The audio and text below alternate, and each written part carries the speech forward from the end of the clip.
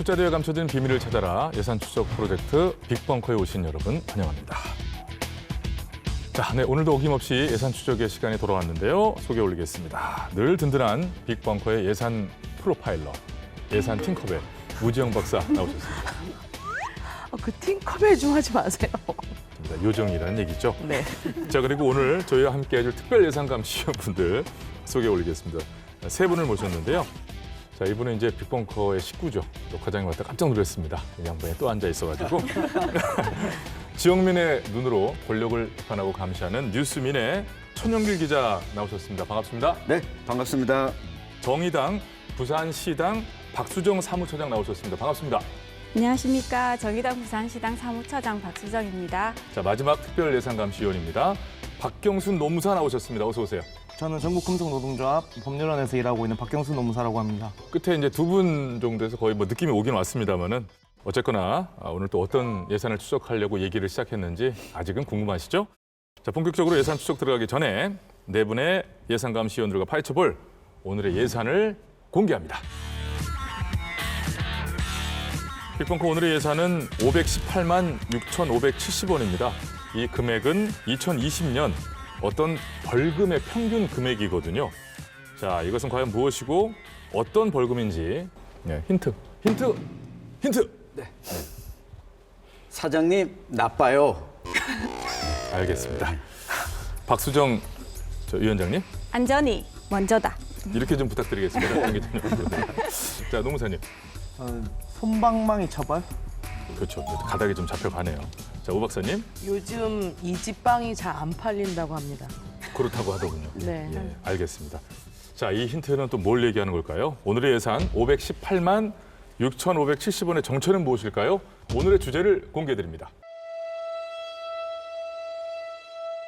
살아가고 일하고 있는 우리 건설 노동자들이 파리복순보다 못합니까? 그놈의 돈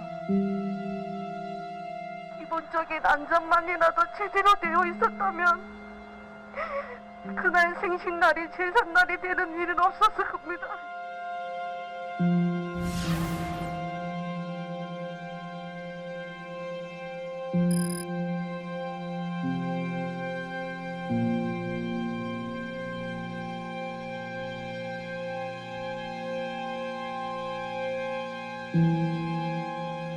새까만 연기가 창고 건물을 뒤덮었습니다. 건물 안에서는 시뻘건 불길과 함께 검은 연기가 계속해서 뿜어져 나옵니다.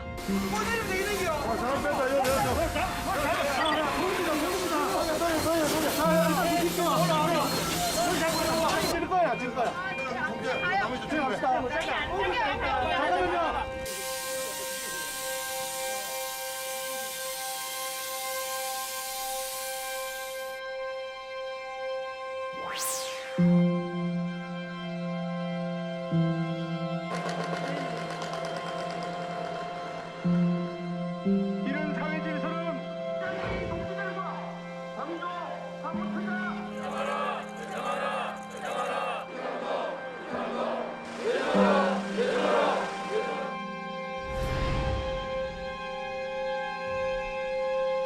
가결되었음을 선포합니다.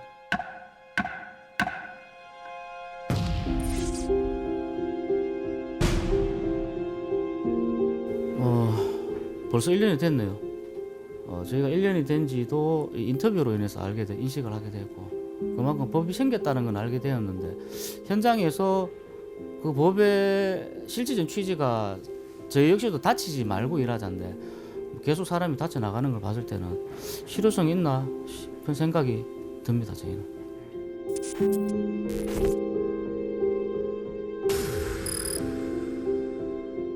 중대재해처벌법이 시행된 이후에도 불구하고 이제 사망자가 많이 늘었거든요. 그래서 저는 가장 큰 이유를 이렇게 봅니다. 중대재해처벌법만으로 해결하려고 하거든요. 그렇기 때문에 줄지 않다고 생각합니다. 우리가 새로운 재해가 아니고 늘 옛날적으로 일어났던 반복적인 이런 재해가 일어나다 보니까 결과적으로 그런 걸 이제 막아야 되잖아요. 우리가 이제 선진국인데 아예 후진성을 못 벗어나는 거죠. 이제 어느 공장의 회사의 건물 벽에 정면에 이런 글귀가 있습니다. 당신이 몸을 다치면서 해야 될 노동은 없다.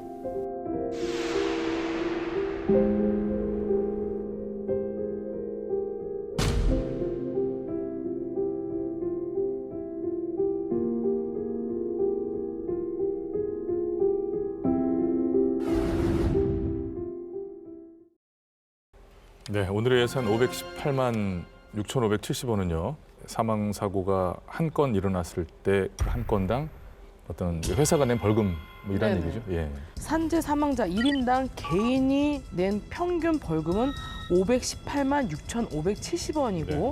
법인의 경우는 553만 3,330원이었어요. 노동자가 사망했는데 회사는 겨우 500만 원 정도를 벌금으로 낸 셈이죠. 이게 중대재해처벌법을 제정한 가장 큰 이유는 기존의 산업안전보건법으로 산업재해에 대해서 처벌을 했거든요. 근데 앞서 뭐 벌금이 500만 원 정도다.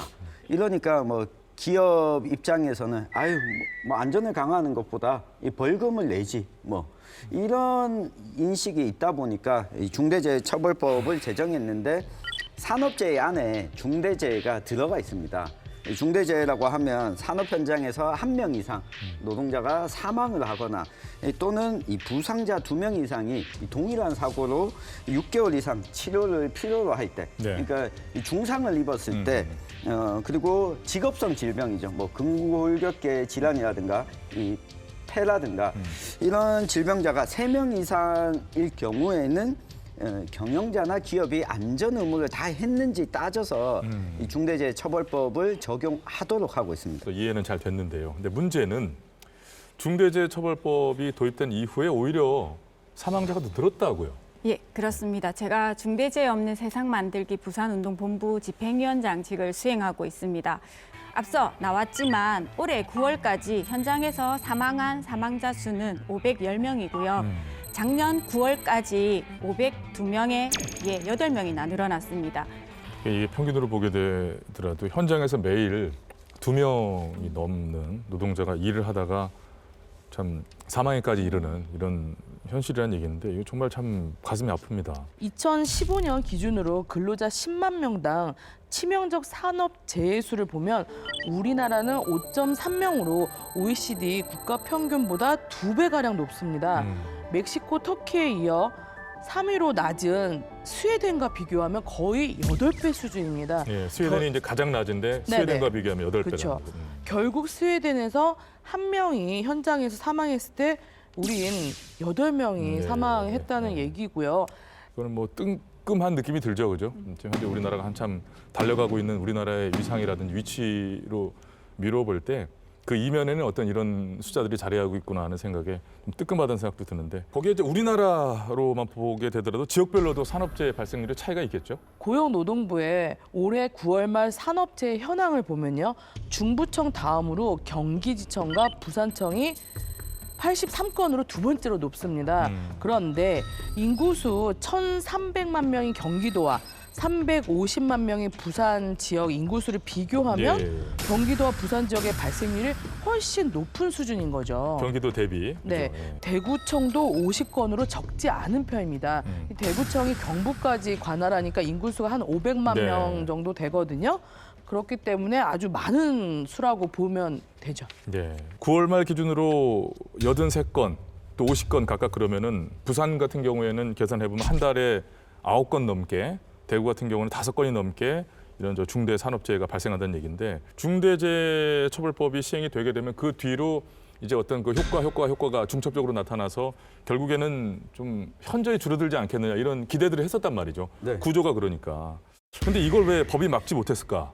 이런 의문이 들 수밖에 없을 것 같아요. 예. 혹시 이 사망 사고가 발생한 기업, 네. 사업주가 처벌한 건이 몇 건 정도 될 것 같습니까? 처벌된 건수가 510건이라고 아까 얘기했었죠. 예. 그 정도라 그러면 이 법이 시행이 됐으니 뭐 절반 정도는 그래도 어떤 처벌을 받지 않았겠어요? 어떤 여러 가지 경우가 있겠죠. 아직까지 한 건도 없습니다.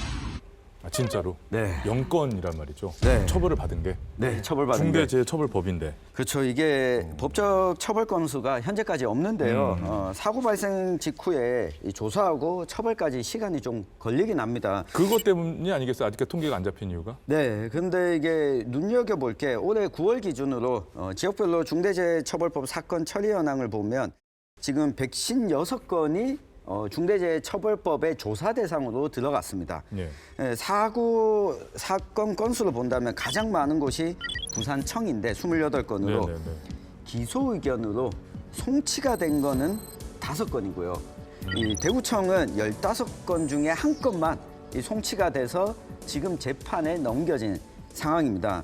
이게 전국적으로도 보면 23건의 기소 의견 중에 노동부가 조사를 해가지고 자 이거는 중대재해처벌법으로 이 재판을 받아야 돼 하는 게 23건이었는데 이 중에 4건만 기소가 됐습니다. 재판에 넘겨졌다는 거죠. 그러니까 4건만 이 처벌을 하겠다라고 재판에 넘겨졌다 보니까 아 이거 검찰이 중대재해처벌법에는 너무 소극적이지 않나 하는 생각이 듭니다. 이것마저도 결론이 완전히 난 것은 아니잖아요. 그죠? 네. 처벌로 완전 귀결되는 상황은 아닌 거잖아요. 지금 현재 이 정도가 기소 의견으로 이렇게 송치가 되었다는 얘기지. 이게 워낙에 좀 와 하고 이제 우리에게 다가온 게 있었기 때문에 좀 많은 부분이 좀 변화가 되고 달라졌겠지라는 기대도 또한 하고 있단 말이에요. 근데 지금 방송 시작한 이후로 숫자들을 보고 현실을 보니까 전혀 그것이 아닌 것이 좀 충격적이기도 한데 이 기소가 안 되는 이유가 뭡니까? 이유가? 그 꼽으라고 하면 이제 사실 검사가 기소 의견으로 안 넘기면 이제 기소가 안 되는 거라서. 근데 이제 뭐 어떤 것을 근거로 안 넘길 수 있냐는 얘기죠. 법 자체가 조금 모호하게 이제 규정들이 되어 있다 보니까 네. 검사들도 그렇고 이제 자기네들의 조금 의사가 좀 더 반영된 주관적인 판단에 따라서 기소가 잘 안 되는 것 같은데요.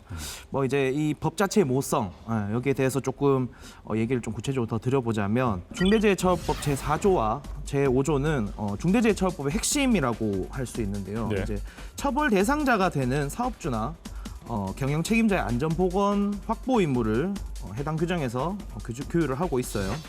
근데 이제 문제는 사업주가 여기에 이제 얼마나 관여하고 있어야 되는지, 즉 사업주나 경영 책임자의 안전보건 확보 의무와 책임의 정도가 어느 정도인지 이걸 구체적으로 규율하고 있지가 않아요. 현실에서는 과연 이런 것까지 사업주나 경영 책임자가 지켜야 하는가, 이런 것까지 관여하고 어디까지 도대체 해야 하는가라는 식으로 인식이 될 수 있어요. 처벌에 대해 어떤 구체적인 기준이 없으니까 아까 얘기했듯이 노동청 근로감독관부터 또 이제 경찰이나 검찰 모두가 조금 소극적으로 대응하고 법 적용을 할 수밖에 없는 상황이 생기는 거예요.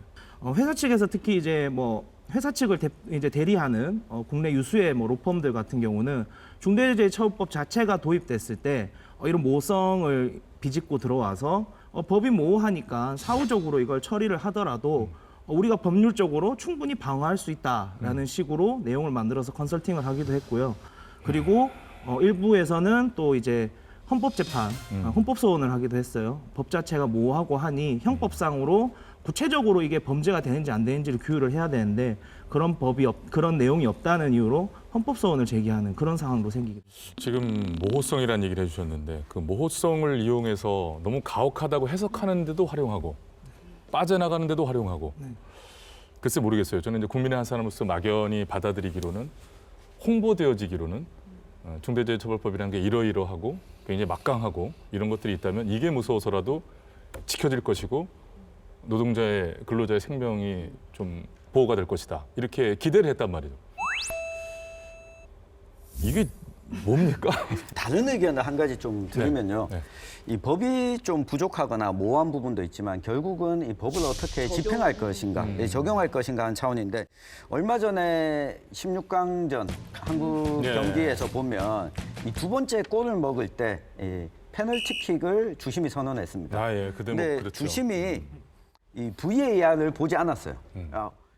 우리 선수들과 팬들 입장에서는 저 VAR로 다시 한번 돌려보고 이 상세히 보면 좋을 텐데 주심이 그 권한을 발동시키지 않았어요. 저는 이것처럼 이 법을 적용하는 이 노동부와 이 검찰에서 조금 더 적극적이라면, 조금 더 상세히 살펴본다면 의지의 문제. 의지의 문제가 분명히 있다. 그래서 이 법의 탓을 해서 마치 중대재해처벌법이 아유 의미 없으니까 이거 없애자는 쪽으로 논의를 해서는 곤란하다는 이야기도 꼭 드리고 싶습니다. 네, 지금 의미 없으니까라는 데까지 이야기가 진행됐다고 하더라도 없애자가 아니라 다시 잘 만들자가 돼야지 그쪽으로는 좀 이거는 뭐 해서는 안 될 얘기라고 생각이 들고요. 또 이 상황에서 더욱더 이 처벌을 피하고 법망을 피해가려는 또 편법들이 또 새로 이럴 때 또 머리가 또 빨리게 하든. 자, 아무튼 이 편법들이 등장하고 있다고 하는데 자, 빅벙커가 관련 내용을 취재해봤습니다. 보시죠.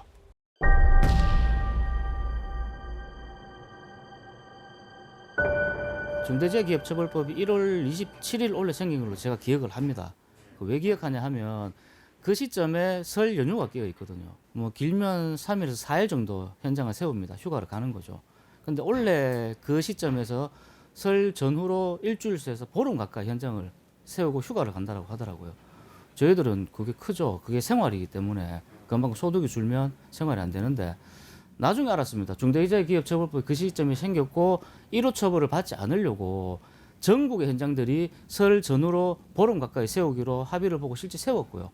근데 문제는 그 현장을 세웠던 보름이라는 기간 동안 현장 안에서 안전시설물을 보완하거나 뭐 그런 조치를 취했나 전혀 없었습니다. 그냥 말 그대로 현장 문만 닫고 휴가만 간 거죠. 그 처벌을 1호를 안 받겠다라는 그 목표 하나로 그게 다입니다.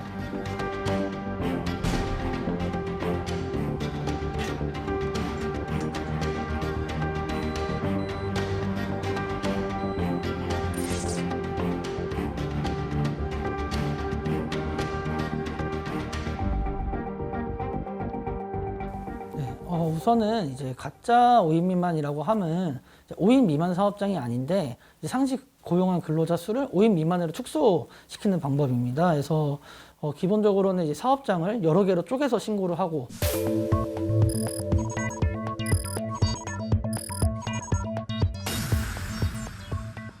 이렇게 사업장을 여러 개를 운영하면 또 여러 개의 그런 세무 관리들을 해야 합니다. 이게 너무 귀찮아지니까 그러면 차라리 사업장은 2대, 이제 가짜 3.3이라는 것이 등장을 합니다. 그래서 노동자로 고용을 하지 않고 4대 보험에 가입하는 대신에 3.3% 사업소득세를 징수하는 건데 팠을 때 노동자랑 별 차이가 없어요. 똑같이 종속적으로 일을 하고 내가 자유롭지 않게 시키는 대로 일을 하는데 근데 세금만 개인 사업자의 세금을 떼고 있는 거죠. 이제 상시 근로자 수 등록된, 그러니까 정부 고용통계상 등록된 근로자 수가 5인 미만인 사업장들 중 이 사업소득자를 합쳤을 때 5인 이상이 되는 사업장이 10만 개가 나왔어요. 10만 개라고요? 예, 그러니까 이제 10만 개의 사업장이 고용보험상으로 5인 미만인데 사업소득자로 분류된 사람들을 다 더하면 이제 5인 이상이 된다는 것이죠.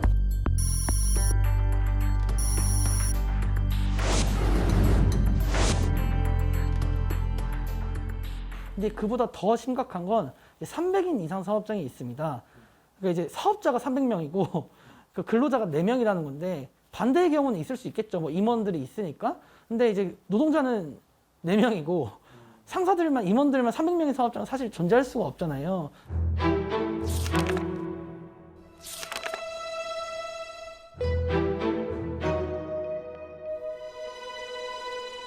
근데 실질적으로 매장에서 근무하는 사람이 5명이 넘었었고 또 타 매장에서 지원되는 사람들이 많았었기 때문에 조금 그거에 대해서 이상하게 생각을 했고 사업장만 이렇게 한 칸 한 칸 매점이고 사무실 한 칸 한 칸 사이에 사업장을 꺼내놨더라고요. 난 몰랐는데 5인 미만이라고 그랬었지 연차도 없고 그래서 이제 집에 가서 여기 확인해 보니까는 아 이게 가짜 5인 미만이구나. 나쁜 놈들이구나. 이게 세상에 이런 데 있구나.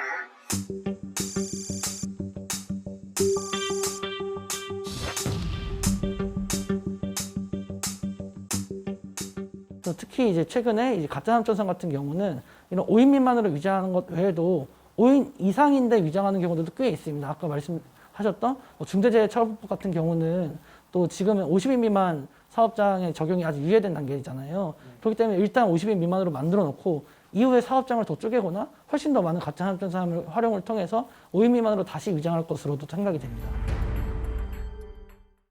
네, 법망을 피하는 일종의 꼼수들인데요. 이러니 더 이 중대재해처벌법이 유명무실하게 되는 게 아닌가 싶은데 정말로 이런 사례들이 많습니까, 정 기자님? 중대재해처벌법 적용하기 전부터 이 법이 시행이 되면 이런 방법으로 피해 가십시오 하는 컨설팅이 나왔었고 이게 실제로도 이런 사례들을 종종 볼 수 있었습니다.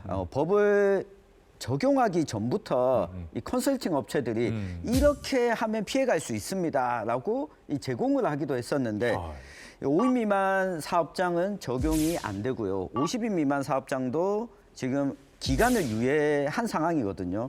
50인이 넘더라도 이걸 넘지 않도록 기존의 근로계약 관계를 체결하고 있던 노동자도 프리랜서나 아니면 이 도급 계약 관계로 전환을 해서 이 법망에서 피해가는 거죠. 딱 53명 정도를 고용하고 있던 기업들은 이걸 4명 정도를 프리랜서로 돌리거나 50명 미만으로 맞추는 경우도 실제 종종 있고요. 이걸 좀 확인할 수 있는 수치가 자영업자, 사업소득자가 얼마인가 살펴보면 2008년 기준으로 기타 자영업, 개인인데 사업을 하고 있는 이 숫자가 48만 9천여 명인데 2020년에는 344만 9천여 명으로 아주 많이 늘어났습니다. 우리 법의 중대재해처벌법에 보면 경영 책임자 등에 대해서 처벌이 이루어지도록 돼 있어요. 원청의 경영 책임자 등. 근데 경영 책임자는 우리가 일반적으로 아는 CEO나 원청의 이제 경영주들을 얘기할 수도 있는데 거기에 보면 하나가 더 있어요. 실질적인 그런 사업주의 어떤 그런 권한과 유사한 지위를 가지고 안전보건을 총괄하는 담당자에 대해서도 중대재해처벌법에 대한 어떤 처벌 대상으로 규정을 하고 있거든요. 그래서 묘수를 이제 조금 생각을 하게 되는데요. 안전설비나 이런 걸 직접적으로 투자하기보다는 이제 안전이사라는 제도를 도입해서 소위 이제 바지 사장, 바람막이를 하나 안치게 되는 거죠. 그러니까 안전이사라는 사람들을 이제 아까 그 얘기했던 경영 책임자로 선임을 하고 이 사람들이 실제 하청업체에서 문제가 생기면 처벌을 받게끔 그런 식으로 조치를 취한 거죠. 원청에서 이제 근무하던 안전 담당자들을 이제 하청업체에 안전이사로 이제 채용하도록 이렇게 이제 도급비를 주고 지원을 해주는 제도인데요. 이제 그분들이 실제로 이제 가게 되면 하청업체 입장에서는 이제 자기네들의 어떤 이제 전반적인 어떤 안전이나 이런 거를 실제 역할을 수행하게끔 하기보다 이제 어차피 원청에서 일하다가 정년 퇴직하고 오신 분들이기 때문에 원청과의 어떤 관계를 원만하게 해결해주고 뭐 막말로 그런 거죠. 커피 한 잔 마시면서 원청의 안전 담당자들이랑 뭐 얘기나 나누고 하면서 나중에 이제 하청업체에 대한 어떤 평가를 할 때 점수나 좀 잘 줘. 어차피 내가 있으니까 안전 관리 잘 되고 있어. 이런 식으로 해서 넘어가는 경우들이 많았어요. 그리고 사실 그런 용도로 하청업체들도 사용을 많이 했고요. 그러다 이제 사고가 터지게 되면 모든 책임은 그렇죠. 그 직책에 질 수 있도록 다 만들어놔서 그걸 해결하는. 실제로 이제 한 분은 원래 그런 식으로만 해야 되는데 너무 이제 의욕적이셨던 거예요. 실제로 막 관리를 잘해버린 거예요. 역할을 하지 말아야 되는 역할을. 너무나도 거기에 대해서 이제 사명감을 가지고 사명감을 가지고 너무 열심히 하니까 하청업체가 불편해진 거예요. 그래서 해고를 해버렸어요. 참 그분이야말로 사실 소위 안전이사에 정말 적합한 역할을 하고 계셔서. 그러니까 이 얘기 듣는 자체 굉장히 씁쓸하지 않아요? 그러니까 이게 실제로 사고로 이어져서 그분이 다 소위 얘기한 희생양이 되어서 그래서 그 예전에 그 희생양이라는 말의 유래를 보면 그 양은 모르고 그 당한 거잖아요. 사람들이 벌을 양이 대신 받게 했으니까. 근데 이 이제 바지 안전이사라는 분들은 본인도 이제 아는 그 가운데 이제 그 역할을 하는 건데 이렇게 해서 그거를 끌어안고 가는 케이스도 있는가 하면은 그러라고 앉힌 게 아닌데 정말 너무 열심히 해버리는 바람에 당신 관두시오. 이런 경우도 있었다는 거잖아요. 야, 진짜 속상합니다, 정말. 이 지배구조 자체를 바꿔서 지주회사를 설립하고 두 개로 또 쪼개서. 쪼개서 실제 이 지주회사는 5인 미만으로 운영을 합니다. 그리고 지배권을 가지고 있는 지분을 다 가지고 있는 100%로 가지고 있는 이 기업은 100명 이상 일을 하는 거죠. 여기서 사고가 나더라도 책임은 이 지주회사가 지지 않게 되는 이런 꼼수들이 계속 일어나고 있는 겁니다. 맞춤식으로 했네요. 문이 이 사업장에 문이 이제 뭐 가게 같은 경우는 문이 하나면 사업자 등록을 하나밖에 못 하는데 문이 2개가 있으면 사업자 등록을 2개를 할 수 있어요. 그런 식으로. 그래서 그런 식으로 또 쪼개는 방법도 있고 뭐 기상천외한 방법이 지금 많습니다. 알려주시는 거 아니에요? 너무 지금 이 정말 치가 떨릴 정도로 그 안전 대책을 세우기 싫은 거 아닙니까? 그 앞서 나온 사업장 쪼개기 꼼수의 경우에는 네. 5인 미만 사업장이 적용 대상에서 빠지고 50인 미만 사업장은 3년간의 유예 기간을 줬기 때문에 발생한 일입니다. 네. 그리고 50인 미만 기업이 적용을 받게 되는 2024년 이후에 분명히 50인 미만 기업은 다시 또 법을 피하기 위해서 적용 대상이 아닌 5인 미만 사업장으로 기업으로 쪼개 가능성이 존재하는 거죠. 그런 것들이 존재하는 것이 그냥 봐도 이거 일부만 얘기를 나눠봐도 가능성이 보이고 아까 청 기자님 얘기하신 것처럼 이거 나오자마자 바로 맞춤형 컨설팅을 동시 연구를 해가지고 어떻게 빠져나가면 됩니다라고 말하는 게 나온다고 하는데 야 이게 참 답답합니다. 지금 말씀하신 것처럼 지금 이야기 나오는 중대재해처벌법에 큰 문제로 꼽히는 것 중 하나가 바로 50인 미만 사업장에는 이제 바로 적용이 되지 않는 것, 유예가 되는 것인데 지금 우리나라 산업구조상 이게 지금 상태라고 하면 이 더더욱 실효성이 없는 구조 중에 하나잖아요. 올해 9월 말을 기준으로 살펴봐도 이게 확연히 드러나는데요. 특히 이제 올해 업종 규모별 사망사고 발생 현황을 살펴보면 9월까지는 현장에서 510명이 사망했는데 그중에 308명이 50인 미만 사업장에서 발생을 했습니다. 자, 그런데 바로 이 50인 미만의 소규모 기업이 지역으로 갈수록 더 많잖아요. 우리 지역으로. 오면 내려올수록. 네, 그렇죠? 특히 전국에서 대구가 50인 미만이 아니라 5인 미만 사업장 비율이 2번째로 높고 경북이 3번째로 높습니다. 2019년 기준으로 보면 대구가 5인 미만 사업장이 이 전체 사업체 중에 82.4%고 경북도 82.3%입니다. 그러니까 중대재해처벌법 즉각 시행 대상인 50인 이상 사업체의 숫자가 전체 사업체 숫자의 1%밖에 안 됩니다. 그러니까 대구와 경북 지역에서는 99%가 지금 중대재해가 발생하더라도 중대재해처벌법에 적용을 받지 않는 곳이라는 얘기입니다. 놀라운 사실입니다. 정말 놀라운 사실이에요. 그리고 또 지난해 노동부가 공표한 중대재해 발생 사업장 명단을 좀 살펴보면 대구, 경북이 80곳이 포함되어 있는데 이 대구 21곳, 경북이 59곳입니다. 그중에 이 90%가 50인 미만 사업장이었거든요. 90%가 적용 유예와 미적용 기업이고 거기서 사고가 발생하고 있다. 부산 지역은 어떻습니까, 의원님? 네, 부산도 2020년 기준에 50인 미만 사업장은 39만 8천 개로 전체 사업장의 99%에 달합니다. 뭐 거의 전부네요. 만만치 않지요? 네. 예, 5인 미만 사업장 비율 역시 87%고요. 근데 문제는 발생한 산업재해 80% 넘게 50인 미만 사업장에서 발생을 했다는 겁니다. 그리고 2019년에 50인 미만 사업장의 그 산재 사망 사고의 사망자 수가 2019년에 전체의 약 75%였고요. 2020년에 80%, 그리고 작년 2021년에는 89%로 꾸준히 증가를 하고 있습니다. 이게 중대재해처벌법의 미적용과 유예가 과연 중대재해를 막는 데 실효성이 있느냐? 이런 부분은 중대재해를 막기 위해서 처벌법을 적용했다면 만약 이 사업장 규모가 작다면 여기에 대한 지원책을 늘리면서 처벌법 적용도 동시에 했어야 되는 거 아니냐. 이런 생각을 해보지 않을 수 없게 됩니다. 50인 미만 사업장이 사실상 영세하기 때문에 여러 가지 것들 갖추기 어렵다고 한다면은 그것에 대한 지원이라든지 이런 것들 동시다발적으로 이루어지면서 이게 좀 나아가야 될 텐데 5인 미만 사업장은 이건 아예 해당 사항이 없는 거잖아요. 그러니까 5인 미만 사업장이 2020년 기준으로 대구가 63%, 부산도 63%인데 이 기업들은 앞으로도 영구히 적용되지 않을 가능성이 큰데요. 왜냐하면 근로기준법상 5인 미만 사업장은 예외 사항이 굉장히 많습니다. 그러면 아마 이 법을 중대재해처벌법에서 바꾸려고 해도 아니 여기서도 5인 미만 사업장 따로 두는데 여기만 이렇게 강하게 적용할 수 있느냐 하는 문제로 분명히 반대 의견이 나올 거기 때문에 지금 현재로서는 영구적으로 중대재해처벌법의 적용을 피할 수밖에 없는 상황인 거죠.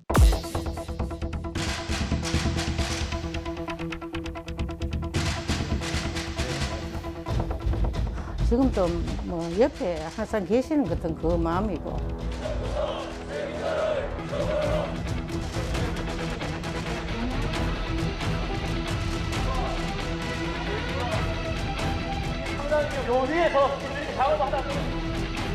과연 내가 여기에 몸을 맡겨서 추락했을 때 도움이 될 것인가? 아무도 믿지 않습니다.